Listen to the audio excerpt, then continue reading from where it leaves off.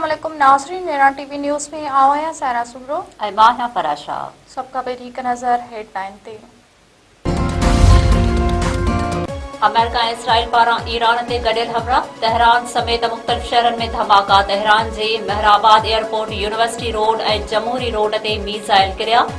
असफ़ान, तब्रेज़, कुम, लोरिस्तान, करमानशाह, करज ऐं ॿियनि शहरनि में बि धमाका। ईरान जे मेनाब वारे इलाइक़े में छोकिरियुनि जे स्कूल ते मीज़ाइल हमलो, 10 खां वधीक शागिर्दयाणनि समेत 24 ॼणा शहीद। इसराइल जे दिफ़ा वारे वज़ीर चयो आहे त ईरान खां हमले जे ख़तरे सबबि अॻुवाट हमला शुरू कया विया आहिनि, पर रही मीडिया मुताबिक़ अमरीकी बहरी जहाज़ मां हमला कया पिया वञनि। इसराइली हमलनि खां पोइ ईरानी सुप्रीम लीडर आयतुल्ला ख़ामनाई खे महफ़ूज़ हंध मुंतक़िल कयो वियो आहे।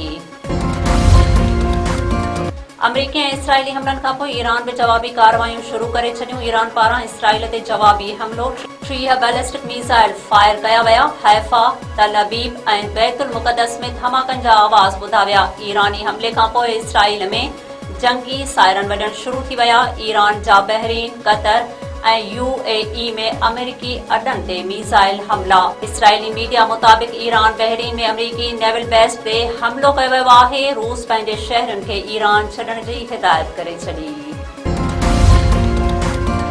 अमरीकी सदर डोनाल्ड ट्रम्प चयो आहे त ईरान जोहरी हथियार नथो रखी सघे। असांजो मक़सदु ईरानी ख़तरनि खे ख़तमु करे अमरीकी अवाम जे तहफ़्फ़ुज़ खे यक़ीनी बणाइणु आहे।